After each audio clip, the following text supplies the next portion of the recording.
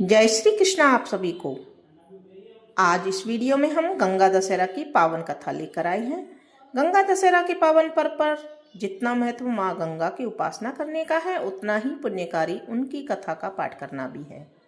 जो भी उनकी कथा को सुनते हैं या पढ़ते हैं, या सुनने और पढ़ने के साथ साथ हुंकारा भरते हैं, गंगा मैया की उन पर असीम कृपा बनी रहती है।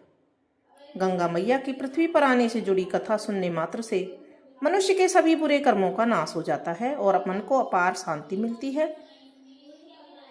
तो कथा सुनने से पहले आप सभी गंगा मैया की जय जरूर बोलें और कथा पूरी होने के बाद में कमेंट बॉक्स में भी जय गंगा मैया जरूर लिखें। तो चलिए सुनते हैं इस पावन कथा को। प्राचीन काल में अयोध्या में सगर नाम के राजा राज्य करते थे। उनकी केशनी और सुमिति दो रानियां थी। केशनी से अंशुमान नाम के पुत्र का जन्म हुआ और सुमिति से 60,000 पुत्र पैदा हुए।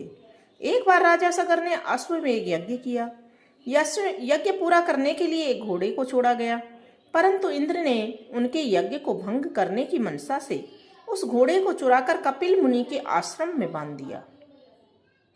कपिल मुनि उस समय तपस्या कर रहे थे। इधर राजा ने अपने 60,000 पुत्रों को घोड़ा वापस लाने का आदेश दिया।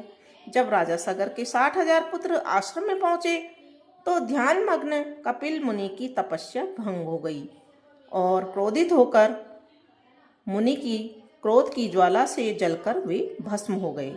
इसके पश्चात केशनी के पुत्र अंशुमान ने पिता से आज्ञा लेकर अपने भाइयों को खोजते हुए जब कपिल मुनि के आश्रम में पहुंचे तो गरुड़ ने उनके 60,000 भाइयों के भस्म होने का रहस्य बताया।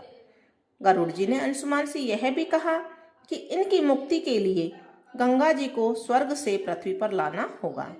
महाराज सगर की मृत्यु के पश्चात अंशुमान ने माता गंगा को पृथ्वी पर लाने के लिए तपस्या की, परंतु वे ऐसा करने में असफल रहे। इसके पश्चात उनके पुत्र दिलीप ने भी तपस्या की, परंतु वे भी गंगा जी को पृथ्वी पर नहीं ला सके। अंत में दिलीप के पुत्र भगीरथ ने गंगा जी को धरती पर लाने के लिए कठोर तपस्या की।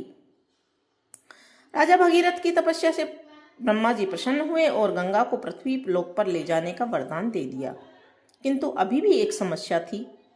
वह यह थी कि ब्रह्मा जी के कमंडल से छूटने के बाद गंगा के वेग को पृथ्वी पर कौन संभालेगा। भगीरथ ने जब इस बारे में ब्रह्मा जी से पूछा कि इसका उपाय बताइए, तो उन्होंने कहा कि भूलोक में भगवान भोलेनाथ के अलावा किसी में इतनी शक्ति नहीं है जो गंगा के वेग को संभाल सके।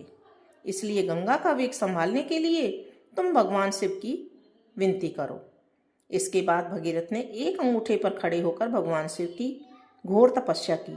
भगीरथ के तप से प्रसन्न होकर शिव जी गंगा को अपनी जटाओं में संभालने के लिए तैयार हो गए। इस प्रकार भगवान शिव की जटाओं से फिर गंगा जी पृथ्वी की ओर बढ़ी। शिव जी ने मात्र अपनी एक जटा से गंगा जी को छोड़ा, फिर भी उनका प्रभाव बहुत तीव्र था। इसका परिणाम यह हुआ कि रास्ते में ऋषि जोह के आश्रम पड़ा था, वह ध्वस्त हो गया। इससे ऋषि जोह क्रोधित हो गए और उन्होंने गंगा जी को पी लिया। इसके बाद भगीरथ ने महर्षि जन से गंगा को मुक्त करने के लिए प्रार्थना की। तब उन्होंने गंगा को भगीरथ के साथ पृथ्वी पर जाने के लिए मुक्त कर दिया। इसके पश्चात गंगा ने कपिल मुनि के आश्रम में पहुंचकर भगीरथ के सभी पूर्वजों का उद्धार किया। तो ये थी गंगा मैया की धरती पर आने की कहानी। महाराज भगीरथ की तपस्या के कारण गंगा जी पृथ्वी पर आई थी, इसलिए गंगा मैया को भगीरथी के नाम से भी जाना जाता है।